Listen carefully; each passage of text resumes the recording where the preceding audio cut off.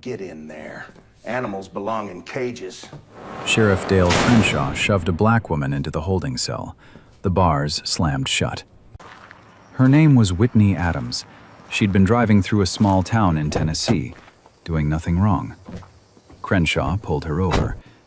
Why did you stop me? That was it. That was her crime. I gave you an order. You gave me attitude. Dogs that bark get put in the kennel, so sit like a good girl. Whitney's wrists were bruised from the cuffs. Her hands were shaking. But her voice wasn't. You're going to regret this, Sheriff. Nobody's coming for you, monkey. He walked away whistling. 5 minutes later, his phone rang. The voice on the other end didn't come from the county. And what happened next buried Dale Crenshaw's entire career. Before he even hung up. 6 hours earlier, Whitney Adams was standing in her kitchen in Arlington, Virginia, barefoot, coffee in one hand, phone in the other. She wasn't wearing a blazer, no heels, no Pentagon badge clipped to her chest, just a white cotton blouse, jeans, and her hair pulled back in a low bun. On the counter sat a cake box.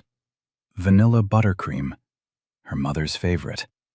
Next to it, a wrapped gift, a leather photo album she'd spent 3 months putting together.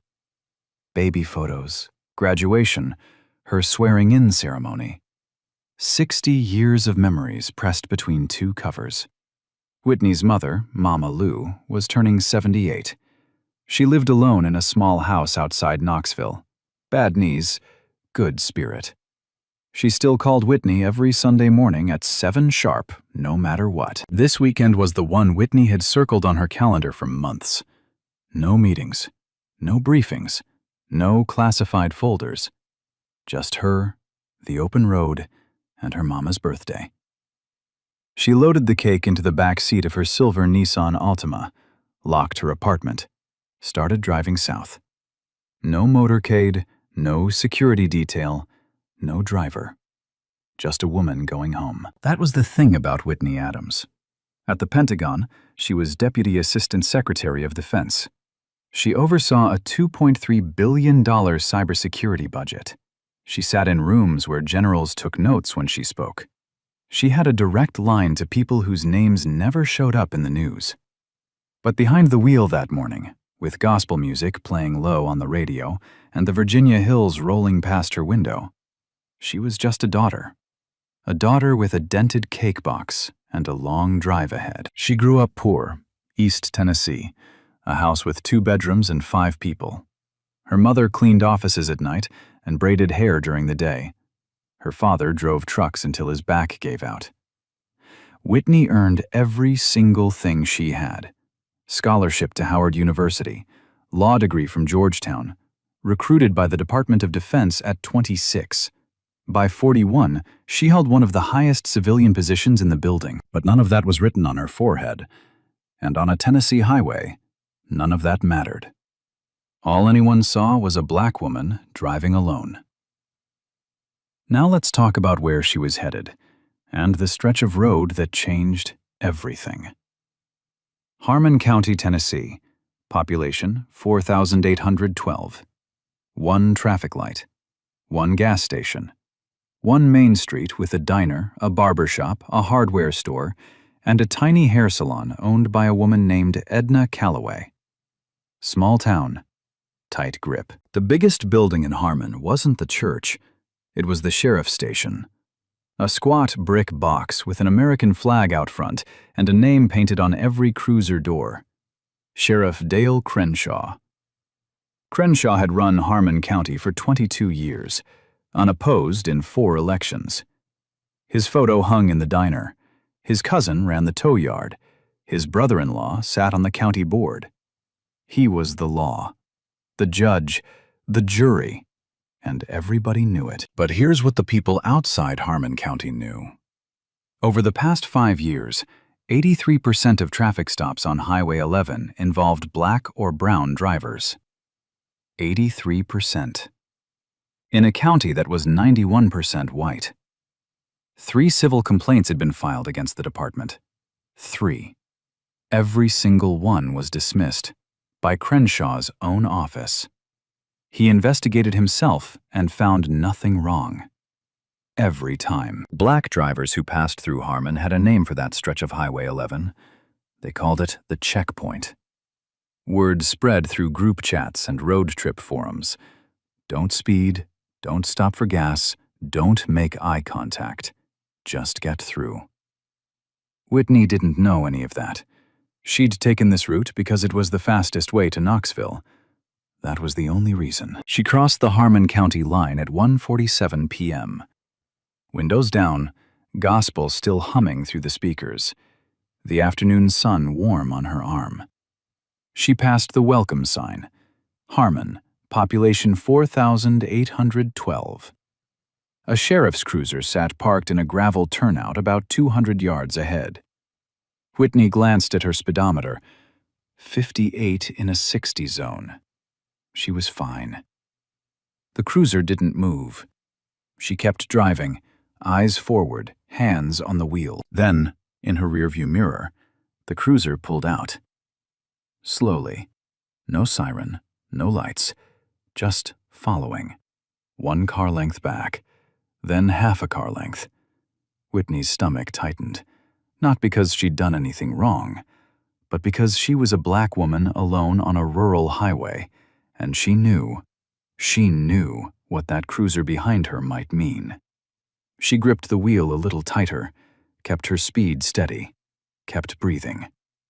Then the lights came on, red and blue, flashing silently in her mirror. Whitney signaled, pulled to the shoulder, turned off the engine, placed both hands on the steering wheel. She did everything right, everything she'd been taught since she was 16 years old. And it wasn't going to matter. Crenshaw took his time. Whitney watched in the side mirror as he stepped out of the cruiser. Slow, deliberate. He adjusted his belt, straightened his hat, slid on a pair of mirrored sunglasses, even though the sun was behind him. He wasn't in a hurry. He was enjoying this. His boots crunched on the gravel. 1 step, 2 steps, 3. Each one slower than the last. The crackle of his radio broke the silence, a dispatcher's voice, muffled and distant. He ignored it. Whitney sat still, hands at 10 and 2, window already down, engine off. She could feel the heat rising off the asphalt. A bead of sweat ran down the back of her neck. Crenshaw reached her window. He didn't lean down. He stood tall, looking in at an angle, the way you'd look into a dumpster. License and registration. No greeting, no explanation, no ma'am. Just 2 words dropped like a rock. Whitney kept her voice steady. Of course, officer. Can I ask why I was pulled over? Crenshaw's jaw shifted. Something behind those mirrored lenses went cold. He didn't answer her question. He repeated his. I said license and registration. Louder this time. Whitney nodded. I'm going to reach into my glove compartment now. She said it out loud on purpose. She narrated every movement. Left hand stays on the wheel, right hand moves slowly, opening the compartment, pulling out the documents. She handed them through the window. Crenshaw took the papers without looking at them. He glanced into the back seat instead. The cake box, the wrapped gift, a leather handbag on the passenger floor. Where are you headed? Knoxville. I'm visiting my mother for her birthday. Long way from wherever you came from. Whitney didn't take the bait. I drove down from Virginia this morning. Crenshaw looked at her license, looked at her, back at the license. Then he tucked it into his chest pocket. Not his clipboard, not his scanner, his pocket. I clocked you doing 72 in a 60 zone. Whitney blinked. She'd been watching her speed the entire drive. She knew exactly how fast she was going. With all due respect, Sheriff, my speedometer read 58. Crenshaw tilted his head, took off his sunglasses. For the first time, Whitney could see his eyes. They were small, flat, amused. "Are you calling me a liar?" "No, sir. I'm telling you what my dashboard showed." "So you are calling me a liar." "I'm not. I'm simply—" "You know what your problem is?" Crenshaw put one hand on the roof of her car and leaned in. His face was close enough that she could smell tobacco and black coffee. "Attitude. You people always have an attitude." You people. Whitney felt the words land like a slap, but she didn't flinch. She'd heard them before. In boardrooms, in hallways, in meetings where she was the only black face at the table. She'd learned a long time ago that reacting was exactly what they wanted, so she sat still, hands on the wheel, eyes forward. "Sheriff, I've been polite. I've cooperated. I'd just like to understand what—" "Step out of the vehicle." The shift was instant. His voice went from annoyed to commanding, like flipping a switch. Whitney's pulse picked up. "Am I being detained?" "Step out. Now." "On what grounds?" "You want grounds?" Crenshaw pulled open her door. The hinges groaned. The afternoon sun hit her full in the face. "How about disorderly conduct? How about obstruction? How about you're in my county and I said get out?" Whitney stepped out. Slowly. She kept her hands where he could see them. She stood 5'6" next to a man who had 6 inches and 80 pounds on her. His shadow swallowed hers. A second cruiser pulled up behind them.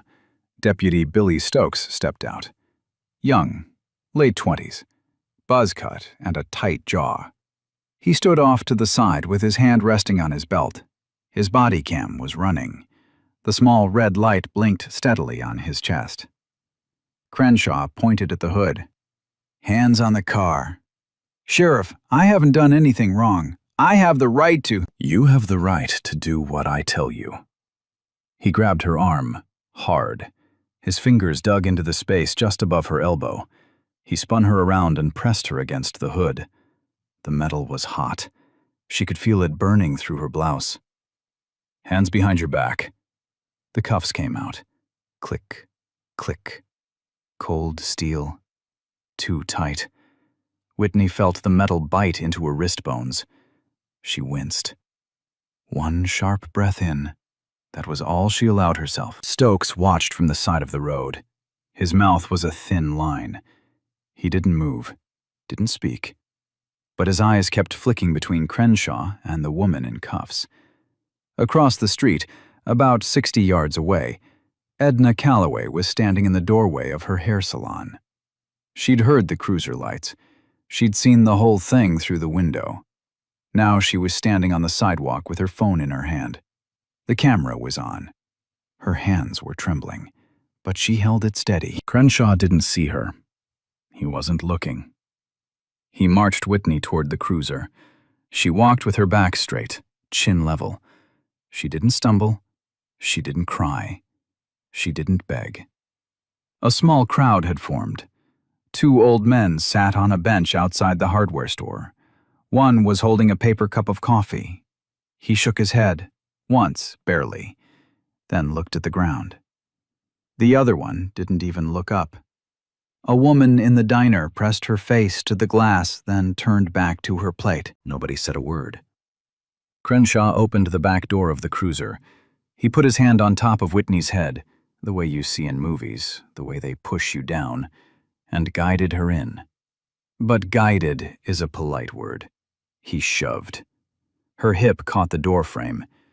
As he shut the door, he looked at the small crowd and said it loud enough for everyone on the block to hear.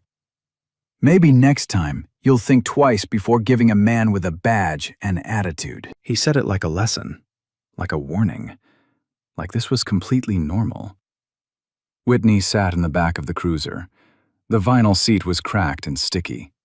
The partition between her and the front seat smelled like disinfectant and sweat. She could hear the dispatch radio crackling.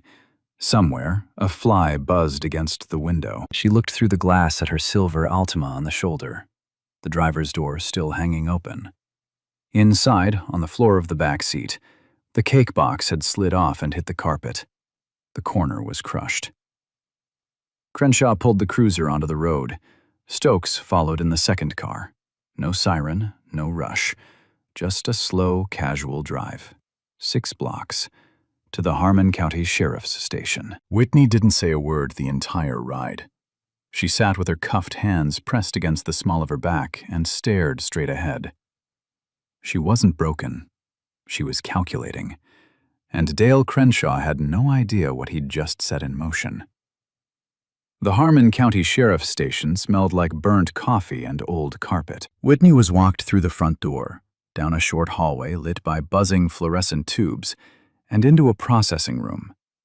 The paint on the walls was the color of old teeth. A water stain on the ceiling tiles spread out like a bruise. Crenshaw uncuffed her, but only for processing. "Stand there, face forward." The mugshot camera clicked. Flash. White light. Then again from the side. Next came fingerprints. A clerk, a thin woman with reading glasses and no expression, pressed Whitney's fingers into the ink pad one by one, rolled each one across the card. Didn't make eye contact. Didn't say a word. Whitney's hands were steady, but inside something was burning. Not fear. Something sharper. The kind of anger that doesn't scream. It waits. Crenshaw watched the whole thing from the doorway, arms crossed, leaning against the frame like he was supervising a routine oil change. "Booker," he told Stokes. "Disorderly conduct, obstruction, resisting arrest." Whitney turned her head. "Resisting? I didn't resist anything." Crenshaw smiled. "You opened your mouth. That's enough."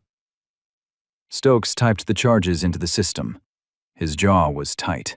His fingers hesitated on the keyboard, just for a second, before he kept going. Whitney was led to the holding cell at the end of the hall. A concrete box, 8 feet by 8 feet, a metal bench bolted to the wall, a steel toilet in the corner with no seat and no door. A single fluorescent tube overhead that flickered every few seconds like a dying heartbeat. The bars closed behind her. The lock clicked. Crenshaw dropped her personal effects into a clear plastic bin at the front desk. Her phone, her wallet, her car keys, a pack of gum, a leather notebook, and her Pentagon ID badge. It was inside a plain black leather case. It landed face down in the bin. He didn't look at it, didn't open it, didn't care. "There," Crenshaw said. "Let her cool off. She can have her call in the morning." "She's entitled to a call now," Stokes said quietly. Crenshaw looked at him, slow, the kind of look that said, "Don't. She'll get her call when I say she gets her call." Stokes looked at the floor, said nothing. Whitney sat on the metal bench. The surface was cold. She could feel every bolt through the thin fabric of her jeans. The fluorescent light buzzed and flickered above her. A faint drip came from somewhere. A pipe in the wall, maybe. Steady. Relentless. She could hear them laughing in the front office. Crenshaw's voice, loud, casual. He was telling Stokes a story about a fishing trip. Like nothing had happened. Like she didn't exist. Whitney closed her eyes. She thought about her mother. Right now, Mama Lou was probably sitting on her porch in Knoxville, looking at the road, wondering when her daughter's car would pull into the driveway. She thought about the cake on the floor of her Altima, the photo album in the trunk. 60 years of memories she'd assembled page by page. She thought about the briefing she was supposed to dial into at 3, a cybersecurity review she'd promised General Prescott she wouldn't miss, even on her day off. It was already past 2:30. She opened her eyes. In the upper corner of the cell, she noticed a camera, small, dusty, a tiny red light blinking beside the lens. Whitney stood. She walked to the center of the cell, looked directly into the camera, and spoke clearly. "My name is Whitney Adams. I am the Deputy Assistant Secretary of Defense of the United States. I have been arrested without probable cause by Sheriff Dale Crenshaw of Harmon County. The time is approximately 2:45 p.m. The camera kept blinking. Nobody was watching the monitor. Meanwhile, Crenshaw had moved on to something else. Something he had no legal right to do. He walked outside, crossed the small parking lot to where Whitney's silver Altima had been towed. Stokes had driven it back from the highway's shoulder. Crenshaw tried the trunk. Locked. He went around to the driver's side, found the trunk release, and popped it open. No warrant, no consent, no probable cause beyond 3 charges he'd made up himself. Inside the trunk, he found a charcoal garment bag, a wrapped birthday gift, a leather briefcase, locked with a combination clasp. He forced it open. The clasp bent and snapped. Inside, a Pentagon stamped laptop. A sealed folder marked Confidential, DoD Use Only, and a laminated access card for the E-ring of the Pentagon, the innermost corridor, where the Secretary of Defense and the Joint Chiefs worked. Crenshaw stared at the folder. He didn't fully understand what he was holding, but the words were right there. Department of Defense. Confidential. The Pentagon seal, 5 concentric rings, embossed in blue and gold. His fingers hovered over the folder for 3 seconds. Then he put it back, closed the briefcase, shut the trunk. He didn't tell Stokes. He didn't call anyone. He walked back inside, sat down at his desk, and said nothing, like it never happened. While Crenshaw sat at his desk pretending nothing had changed, something was already moving 2 states away. At the Pentagon in Arlington, Virginia, a young staffer named Peters checked Whitney's calendar for the 3rd time. The 3 p.m. cybersecurity briefing was starting. Whitney had promised to dial in. Personal leave or not, she never missed. 3 o'clock came. No call, no text, no email. Peters tried her cell phone, straight to voicemail. The phone was sitting in a plastic bin at the Harmon County Sheriff's Station, powered on, ringing silently against Whitney's car keys. Peters tried again at 3:05. Voicemail. At 3:10, he sent a text. No response. At 3:15, he picked up his desk phone and called the one person he knew would take this seriously, General Nolan Prescott, 3-star general, Whitney's direct superior. The kind of man who ate breakfast at 4:30 a.m. and ran 5 miles before most people hit snooze. Prescott answered on the first ring. Peters explained. Whitney Adams missed the briefing. Phone's off. No communication since noon. The general didn't hesitate. Trace her phone. Within 4 minutes, a GPS ping came back. Whitney's government-issued phone was transmitting from a single location. Harmon County Sheriff's Office, rural Tennessee. Prescott stared at the screen. His jaw tightened. He picked up a secure phone, the kind with no caller ID and a direct line to everywhere. He dialed, and 600 miles south, on a dusty desk inside a brick building with an American flag out front, Sheriff Dale Crenshaw's phone began to ring. The phone rang 3 times before Stokes picked up. Harmon County Sheriff's Office. The voice on the other end was the kind of voice that didn't ask twice. Calm. Clipped. Every word placed like a bullet in a chamber. This is General Nolan Prescott, United States Army, 3-star. I'm calling from the Pentagon. Put whoever's in charge on this phone. Now. Stokes froze. His hand tightened around the receiver. He looked at the phone like it had just turned into a snake. Yes, sir. One moment. He put the call on hold, walked to Crenshaw's office.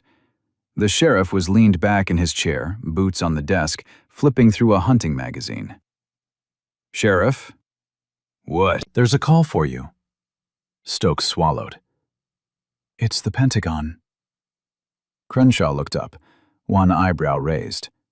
Then he laughed, a short, dry bark. The what? The Pentagon, sir. A general. He says his name is Prescott. Crenshaw stared at Stokes for a beat. 2 beats. Then he dropped the magazine, picked up the phone, and leaned back like he owned the building. "This is Sheriff Crenshaw. What can I do for you?" He said it like he was talking to a telemarketer. General Prescott didn't match his energy. He didn't need to. "Sheriff, you are currently holding one of my people in your facility. Her name is Whitney Adams. She is the Deputy Assistant Secretary of Defense of the United States. She was due on a classified national security briefing 19 minutes ago. She has not answered her phone because you have it." Silence. The hunting magazine slid off Crenshaw's lap and hit the floor. "Now, I'm going to say this once." Prescott's voice dropped half a register. "You will release her. Immediately. You will return every item you confiscated, and you will have a detailed explanation ready for the Department of Justice attorneys who will be contacting you within the hour." Crenshaw's mouth opened. Nothing came out for a full 2 seconds. I don't know what you're talking about. We picked up a woman for disorderly conduct, that's all. Routine stop." "There is nothing routine about what you've done. I have her GPS location pinned to your building. I have her phone signal sitting inside your station. If she is not released, unharmed, in the next 10 minutes, you won't be dealing with me, Sheriff. You'll be dealing with federal marshals." The line went dead. Crenshaw sat there, the receiver still pressed to his ear, the dial tone humming.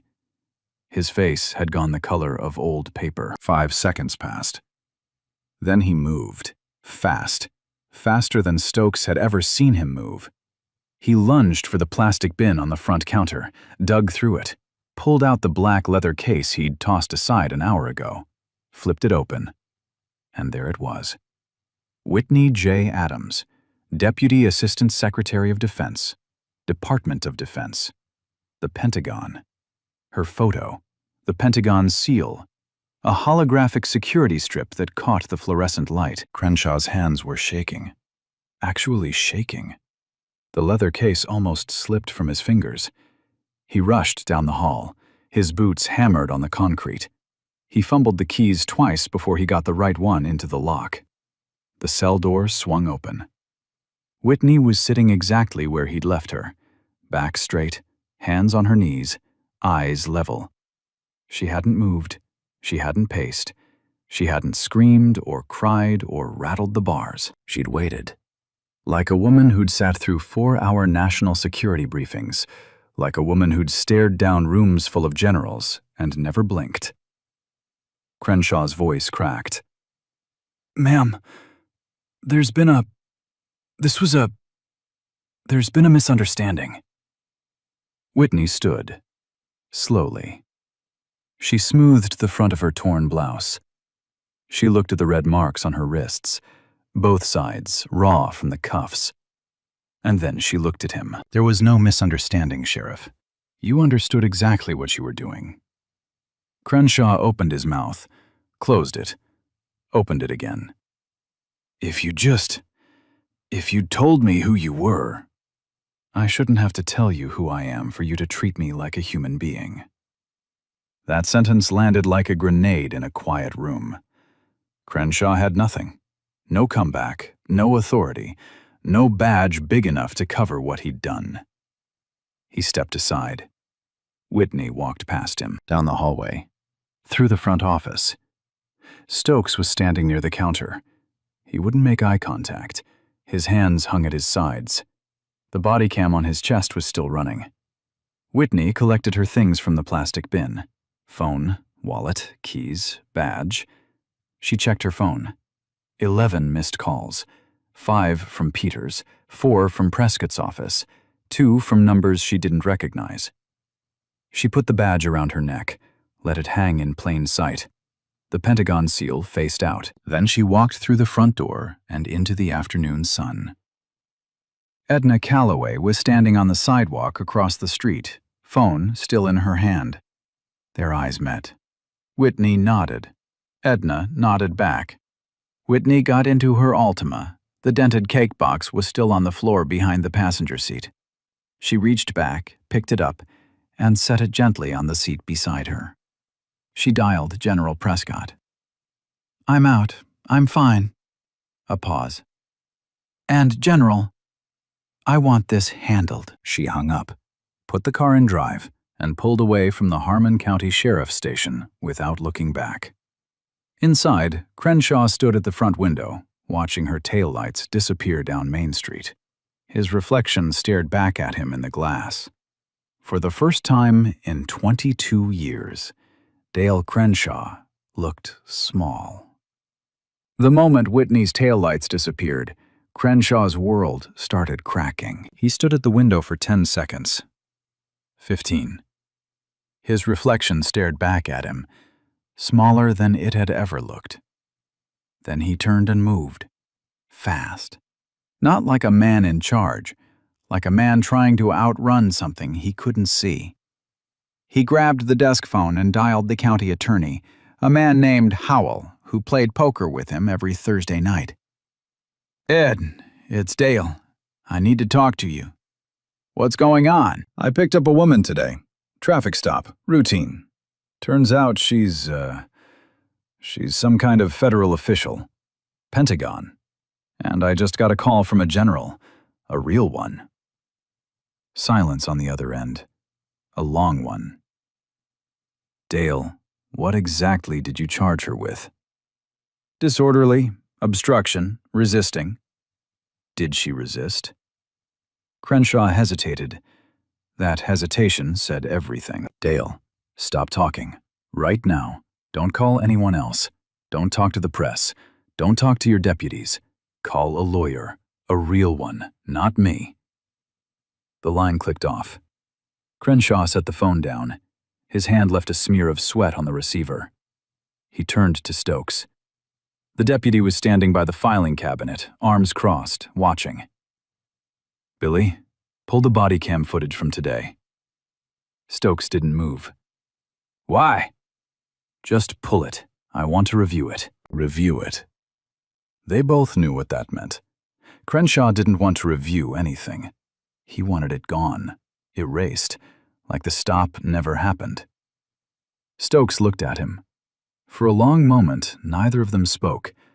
The fluorescent light above them buzzed and flickered. The clock on the wall ticked. Then Stokes shook his head. "No." One word, quiet. But it hit the room like a gunshot. Crenshaw's eyes narrowed. "Excuse me?" "That footage is evidence, Sheriff. I'm not touching it. You work for me, Billy. I work for the county, and I'm not going to prison for you." Crenshaw took a step forward. His face was red. A vein in his neck pulsed. For a second, it looked like he might grab Stokes by the collar, but he didn't.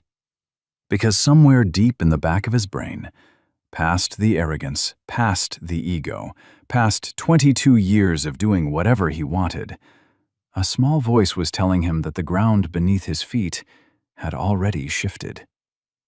And every move he made from this point forward was being watched. He turned away, sat down at his desk, said nothing. 2 hours later, they arrived. 2 black SUVs pulled into the gravel lot of the Harmon County Sheriff's Station at 5:42 p.m. No sirens, no lights, just the quiet crunch of tires on stone.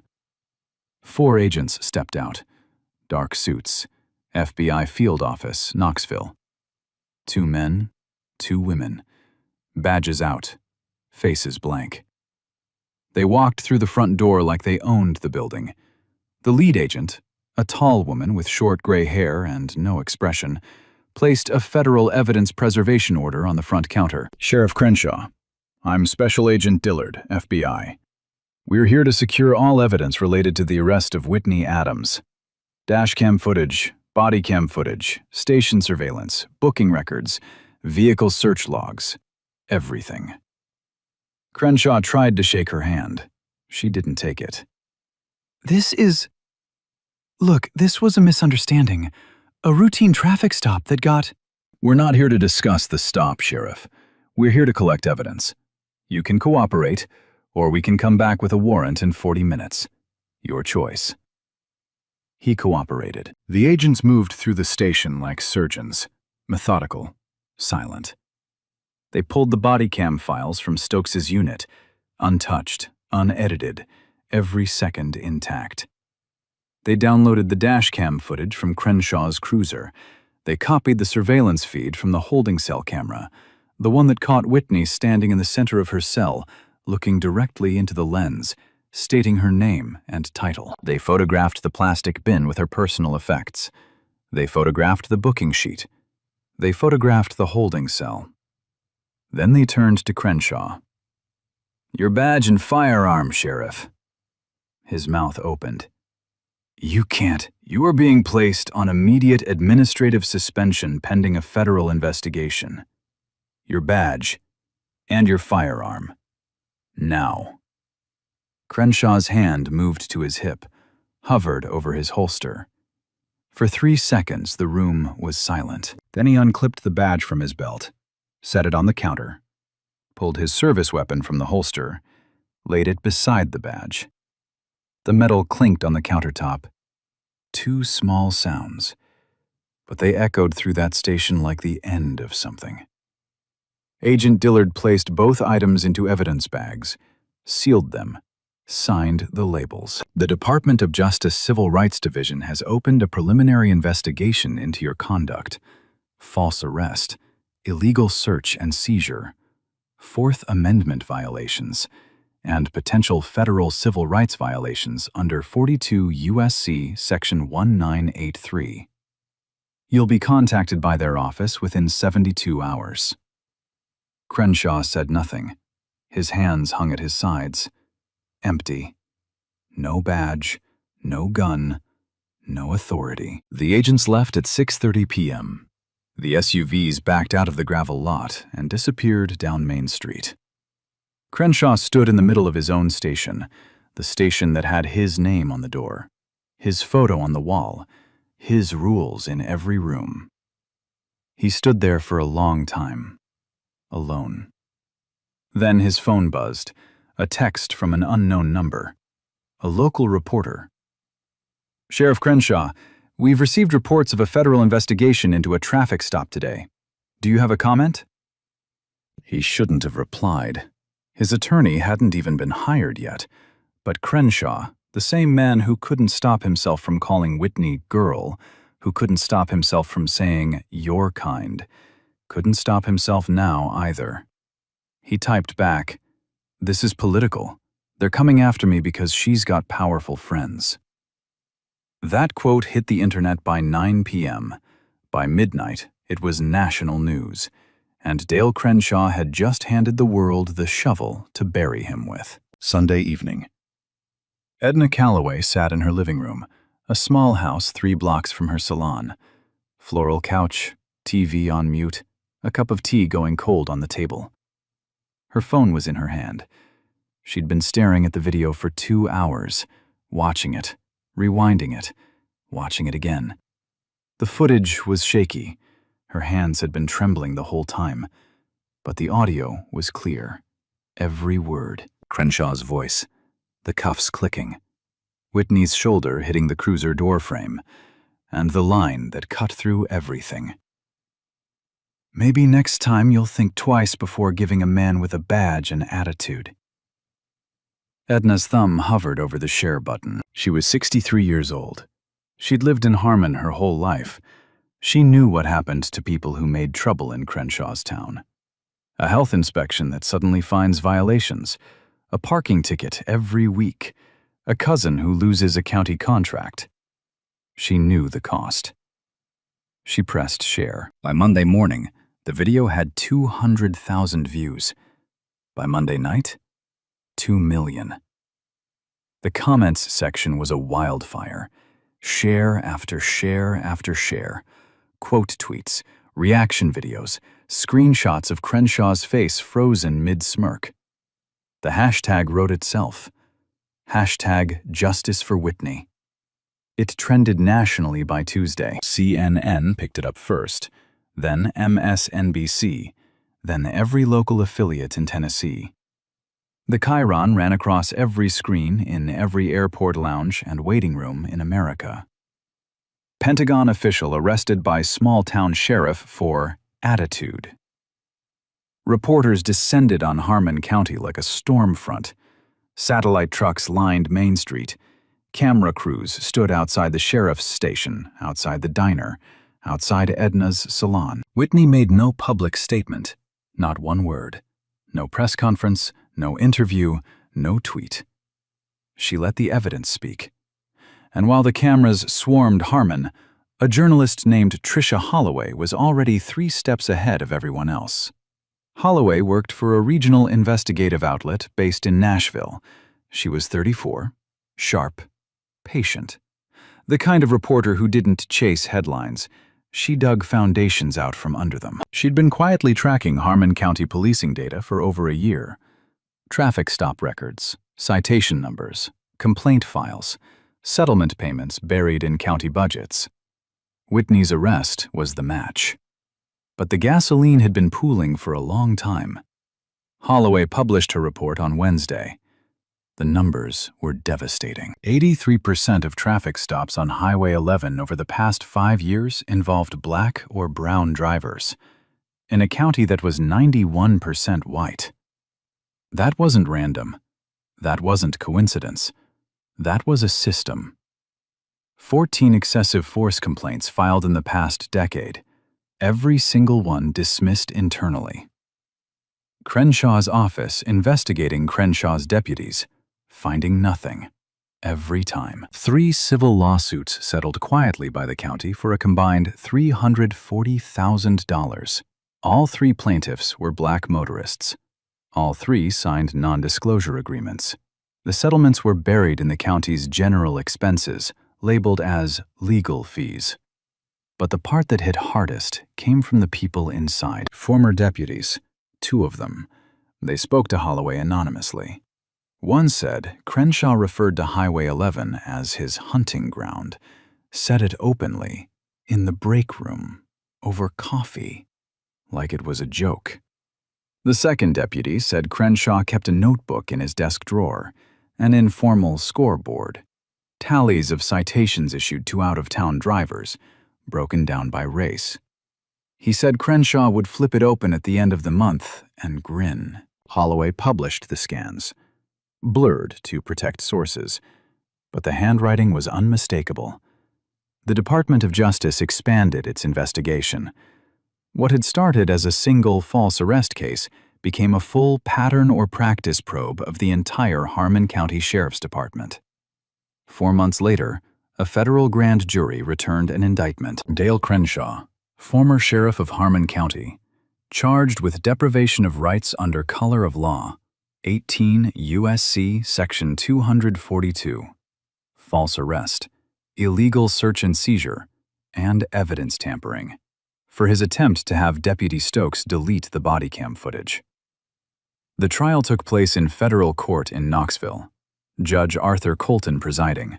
70 years old, wire-rimmed glasses, a voice like gravel and ice. He'd presided over civil rights cases for 30 years. He didn't tolerate theatrics. The prosecution's case was built on footage, Stokes's body cam, unedited, uncut. Every second preserved, because one young deputy said no when he was told to erase it. The jury watched Crenshaw grab Whitney's arm, watched him shove her against the hot hood, watched him cuff her while she said, "I haven't done anything wrong." Edna's cell phone video, shaky but clear, the crowd watching, nobody moving. Crenshaw's voice carrying across the street, the station's holding cell camera. Whitney standing in the center of the frame, calm, steady. "My name is Whitney Adams. I am the Deputy Assistant Secretary of Defense." GPS data from Whitney's phone. Speed records showing she was doing 58 in a 60 zone at the time of the stop. And Crenshaw's own dashboard computer, which showed no speed reading was ever logged. He never clocked her. The 72 he claimed? Invented. Completely fabricated. The testimony of former deputies. The notebook. The hunting ground. Crenshaw took the stand. His lawyer put him up there to humanize him, to let the jury see a man, not a monster. It backfired. Under cross-examination, Crenshaw contradicted his own body cam footage 3 separate times. He said Whitney was aggressive. The prosecutor pressed play. The jury watched Whitney say, "Yes, sir," and "May I ask why I was pulled over?" while Crenshaw towered over her with his hand on her arm. He said she lunged. The footage showed her stepping out of the car with both hands raised. He said she refused to comply. The footage showed her placing her hands on the hood when ordered, without a single word of protest. The defense argued Crenshaw was following department procedure. The prosecutor pulled up the Harmon County Sheriff's Department's own policy manual. Page by page, highlighted 6 separate protocols Crenshaw violated. 6. By his own department's rules. The jury deliberated for 3 hours. Guilty. All counts. Judge Colton's sentencing remarks were quiet, measured, but they cut like a scalpel. He said a badge is a responsibility, not a weapon. He said authority is a trust, not a birthright. He said the court would not tolerate any officer who uses their position to strip citizens of their dignity based on the color of their skin. 6 years. Federal prison. No parole. Permanent ban from law enforcement. Lifetime. In any state, any jurisdiction. Mandatory restitution. Deputy Billy Stokes, the man who refused to delete the footage, was cleared of all wrongdoing. He cooperated fully with the investigation. He resigned from the department voluntarily 2 weeks after the verdict. He told Holloway in a brief interview, "I should have spoken up sooner, on the road, when it was happening. That's what I have to live with." Harmon County entered a federal consent decree. Mandatory reforms, independent oversight, bias training for every officer, a civilian review board with real authority, and a complete overhaul of traffic stop procedures on Highway 11. The cruiser doors were repainted. Crenshaw's name was gone. 6 years. Federal conviction. Consent decree on an entire department. Career over. Legacy gone. And all of that, every single bit of it, because one man couldn't handle a black woman asking a polite question on a Saturday afternoon. That's it. That's the whole thing. He had every chance to stop, to step back, to act like a professional. He chose this, and the system, for once, chose accountability. Whitney Adams returned to the Pentagon on a Monday morning. She walked through the E-ring corridor at 7:15 a.m., badge on her lanyard, coffee in hand. Same hallway she'd walked 1,000 times before. Same security checkpoint. Same nod from the guard at the door. Nobody treated her differently. Nobody whispered. Nobody stared. Because at the Pentagon, Whitney Adams wasn't a victim. She wasn't a headline. She was the woman who ran a $2.3 billion cybersecurity operation, and there was a briefing in 12 minutes. She didn't miss it. She never talked about what happened. Not in the hallways. Not in meetings, not over lunch in the courtyard. If someone brought it up, she'd change the subject. There was too much work to do. But she did make one trip. The Saturday after her release, Whitney drove back to Knoxville. Same route, same highway, same silver Altima. She arrived at Mama Lou's house a little before noon. 1 day late. The cake was dented, the buttercream smashed on one side, the box wrinkled at the corner. She carried it up the porch steps with both hands like it was made of glass. Mama Lou opened the door, looked at her daughter, looked at the beat-up cake. Didn't ask a single question. She just said, "Baby, get in here. I'll put the coffee on." They sat at the kitchen table for 3 hours. Whitney opened the photo album, 60 years of pictures, page by page. Mama Lou cried twice, laughed 5 times, said it was the best birthday she ever had. The cake tasted fine. 6 months after the trial, Whitney was promoted. Assistant Secretary of Defense for Homeland Defense, the highest civilian cybersecurity position in the building. She now oversaw the largest digital defense apparatus in the Western Hemisphere. She gave one interview about the incident. One. A 9-minute segment on a Sunday morning news show.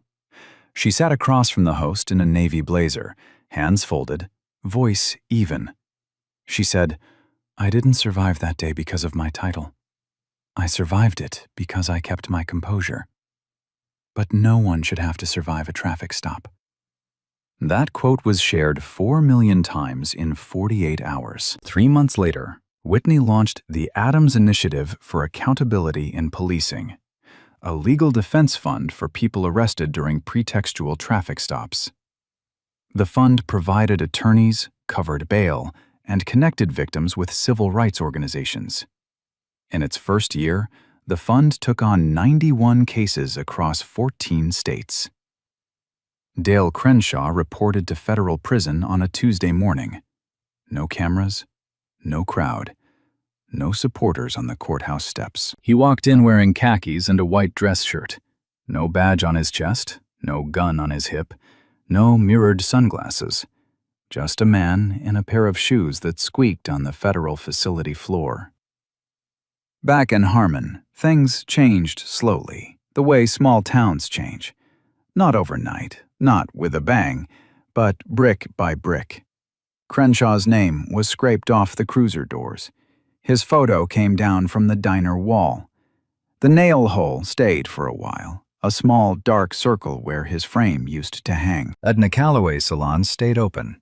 Same spot, same hours, same chair by the window where she'd been standing the day she pressed record. She framed a screenshot of the video, hung it near the front register. Underneath, she taped a small handwritten note on yellow paper.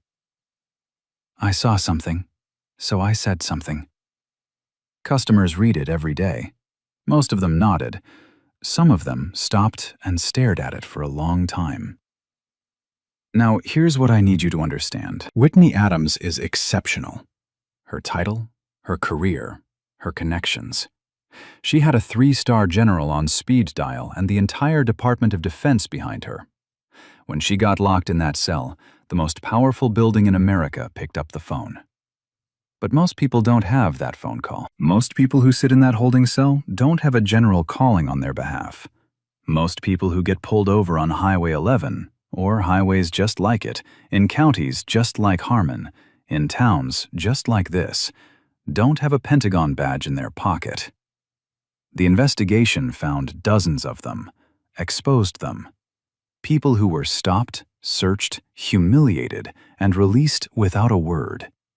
Most never filed a complaint. Most thought nobody would believe them.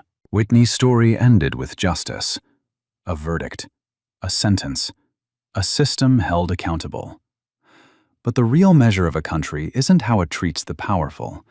It's how it treats the people nobody's watching. So let me ask you something. If you were standing on that sidewalk, like Edna, would you hit record? If you saw that video in your feed, would you share it? Or would you scroll past? Drop a comment. Tell me, have you ever been pulled over and felt like it had nothing to do with your driving? Have you ever watched something happen and wished you'd spoken up? If this story made you feel something, anything, hit that like button. Share it with someone who needs to hear it. And if you haven't subscribed yet, you know what to do. Because justice isn't always loud. Sometimes it starts with one person, on a sidewalk, holding up a phone, refusing to look away. Be that person.